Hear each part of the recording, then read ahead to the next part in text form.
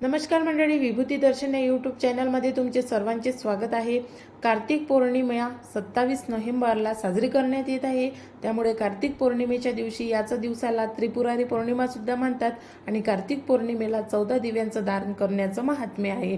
तर 14 दिवे दान कुठे करावे, कसे करावे आणि कोणी करावे याविषयीची संपूर्ण माहिती आजच्या व्हिडिओमध्ये देणारी आहे। आणि कार्तिक पौर्णिमेच्या दिवशी देवदिवाळी सुद्धा आलेली आहे। तर हा जो योग आहे हा अतिशय शुभ योग आहे। या पौर्णिमेचं महात्म्य म्हणजे या पौर्णिमेला त्रिपुरारी पौर्णिमा किंवा कार्तिक पौर्णिमा म्हणतात आणि या पौर्णिमेच्या दिवशी भगवान शिवजीचे पूजन केले जाते।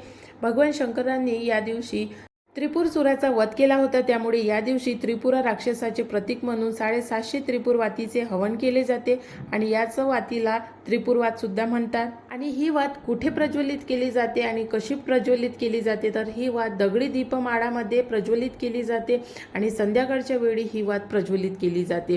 त्यामुळे कार्तिक पौर्णिमेला देवदिवाळी असून या दिवशी 14 दिवे दान करावे। दान कुठे करावे, तर हे दिवे आपल्याला ब्रह्ममुहूर्तावर उठून नदीवर स्नान करून हे दिवे आपल्याला नदीमध्ये प्रवाहित करायचे आहे, तेही प्रज्वलित करून। आणि नदीवर जाणे शक्य नसेल तर मग आपल्या घरीच देवदिवाळी साजरी करावी। देवदिवाळी कशी साजरी करतात, तर आपल्या घरी दिवे लावून देवदिवाळी साजरी केली जाते आणि भगवान शंकरजीचं, भगवान विष्णूचं, माता लक्ष्मीचं तसेच माता पार्वतीचं पूजन करून देवदिवाळी साजरी केली जाते। आणि आपल्या घरामध्ये संध्याकाळच्या वेळी दिवे लावून देवदिवाळी साजरी करतात। आणि हे दिवे कुठे लावतात, तर आपल्या संपूर्ण घरभर हे दिवे लावले जातात। कोणी लोक कणकेचे दिवे बनवून हे दिवे लावतात, तर कोणी मातीचे जे आपले दिवे असतात ते दिवे लावूनच देवदिवाळी साजरी करतात। हे दिवे कशासाठी लावले जाते, तर अकाल मृत्यू टाळण्यासाठी दिवे लावले जाते। आपले जे पूर्वज आहे ज्यांचा मृत्यू अपघाती झाला असेल अशा लोकांसाठी दिवे लावले जाते। देवी लक्ष्मीला प्रसन्न करण्यासाठी, भगवान विष्णूला प्रसन्न करण्यासाठी आणि त्यांचा आशीर्वाद प्राप्तीसाठी देवदिवाळी साजरी करून या दिवशी दिवे लावले जाते। तसेच यम, राहू, शनी, केतू यांच्या वाईट प्रभावापासून वाचण्यासाठी सुद्धा देवदिवाळीला दिवे लावले जाते। आणि तसेच सर्व प्रकारच्या त्रासापासून, वादापासून आणि संकटापासून दूर होण्यासाठी सुद्धा देवदिवाळीला दिवे लावतात। आणि या दिवशी कार्तिक पौर्णिमा सुद्धा आलेली आहे, त्यामुळे मोक्ष प्राप्तीसाठी या दिवशी दिवे लावले जाते।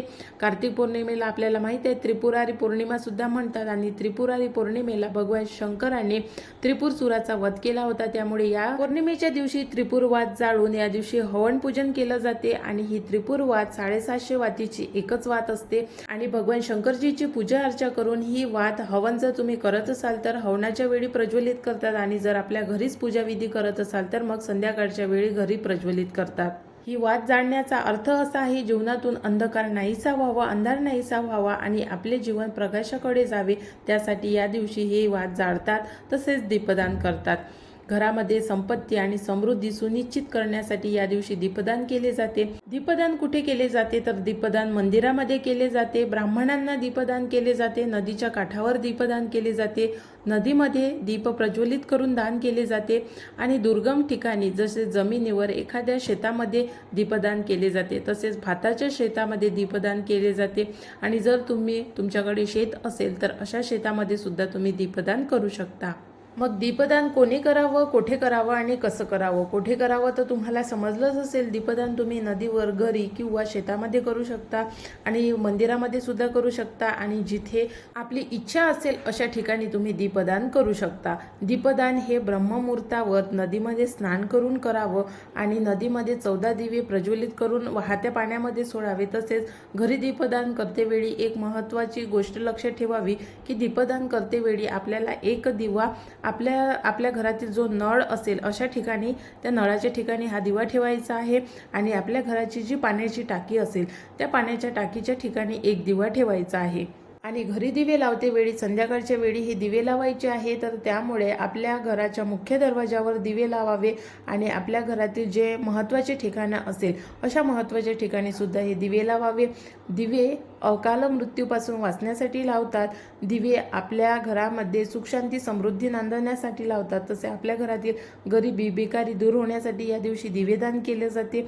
आणि दक्षिण दिशेला एक दिवा अवश्य लावावा। दक्षिण दिशेला आपल्या पूर्वजांची दिशा आहे, त्यामुळे या दिशेला दिवा लावणे अत्यंत महत्त्वाचे मानले जाते। कारण आपल्या आप्तेष्टांचा आपल्याला कोणत्याही प्रकारचा त्रास होऊ नये यासाठी दक्षिण दिशेला एक दिवा त्यांच्या नावाने लावावा आणि देवापुढे सुद्धा या दिवशी कणकेचे दिवे लावावे। करावे। हे दीपदान कोणीही करू शकते, वयोवृद्ध, स्त्री, पुरुष, अविवाहित, विवाहित तसेच जे विदूर असेल असे लोक सुद्धा हे दीपदान करू शकते आणि ज्या विधवा स्त्रिया असेल तर या स्त्रिया सुद्धा हे दीपदान करू शकते। म्हणून विद्यार्थी असेल, गृहिणी असेल किंवा नोकरी व्यवसायामध्ये कोणतीही स्त्री पुरुष असेल अशा सर्व लोकांनी हे दीपदान करावं।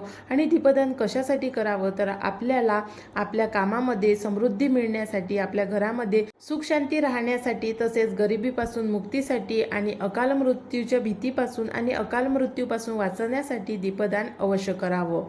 तर अशा प्रकारे उद्या म्हणजे सोमवारी 27 नोव्हेंबरला अवश्य दीपदान करा। पूजाविधी आपल्याला काय आहे, जर तुम्ही मागचे व्हिडिओ बघितले असेल तर त्या व्हिडिओमध्ये संपूर्ण पूजाविधी सांगितलेली आहे।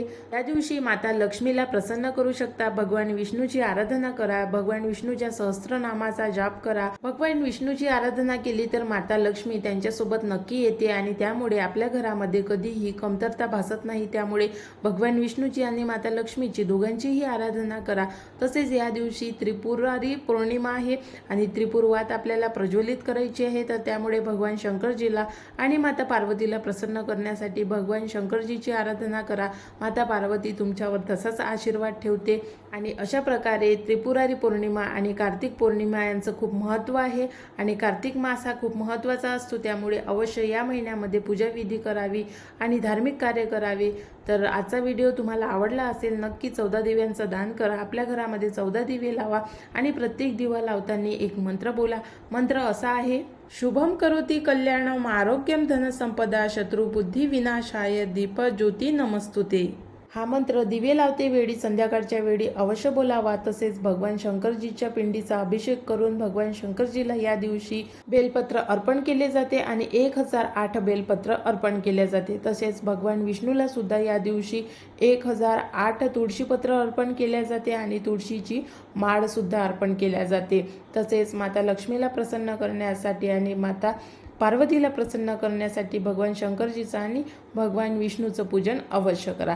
तर आशा करते तुम्हाला आजचा व्हिडिओ आवडला असेल। व्हिडिओ आवडला असेल तर व्हिडिओला नक्की लाईक करा आणि तुम्हाला जर काही प्रश्न असेल तर ते कमेंट्स करून नक्की विचारा।